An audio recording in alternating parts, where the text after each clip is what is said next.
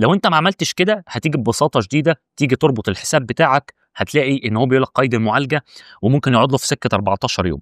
لكن لو انت عملت الخطوات اللي انا قلتها لك في البدايه هتلاقي ان حساب الادسنس بتاعك ما بياخدش 4 5 ساعات، لان هو في الاساس متوافق عليه.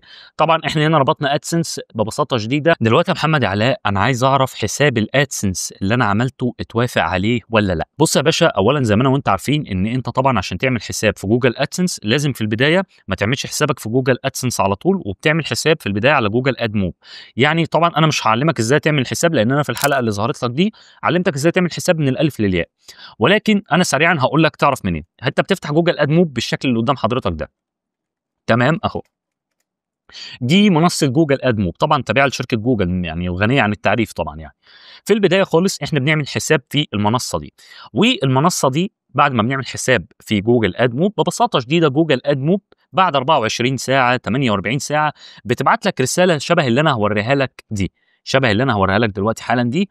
ممكن الرساله تجي لك بالشكل ده، ممكن تجي لك بالشكل ده، وممكن تجي لك بشكل مختلف، ممكن تجي لك بشكل مختلف هوريه لك دلوقتي. ثواني بس افتح المتصفح. ممكن تجي لك بالشكل اللي قدام حضرتك ده اللي هوريه لك دلوقتي حالا اهو، عشان برضو تبقى عارف لو جات لك بالشكل الاولاني او بالشكل الثاني تبقى عارف. ممكن تجي لك بالشكل اللي ظاهر قدامك ده. المهم هنا لهنا لهنا لهنا، المهم يجي لي اخبار ساره تمت الموافقه على حسابك. كده الف الف مبروك، جوجل او شركه جوجل وافقت على الحساب اللي انت عملته عندها. طيب احنا عملنا بقى دلوقتي اد موب، خلاص احنا خلصنا؟ لا ما خلصناش.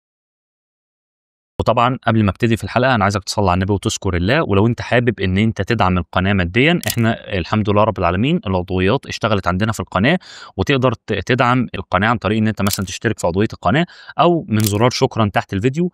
يبقى كتر الف خيرك. طبعا ده بيكون دعم مادي للقناه لو انت حابب تشوفنا بامكانيات افضل وبتصوير احسن. نجاوب بقى على السؤال بتاعنا بتاع حلقه النهارده. بعد ما بتقوم خلصت خلاص على ادمو بتطلع على جوجل ادسنس. ادسنس ده تمام. جوجل ادسنس ببساطه شديده بخش فيه، وبالجيميل اللي عملته في ادمو اقوم عامل هنا داخل بيه في جوجل ادسنس عادي، مفيش ادنى مشكله. وطبعا بعد الخطوه دي ببساطه شديده بتقعد تقريبا من 48 ساعه ل 72 ساعه عشان نتاكد خلاص ان الاكونت اتفعل بشكل كامل، وبعد كده نبتدي نربطه بالقناه بتاعتنا. ببساطه شديده دي الطريقه الممتازه.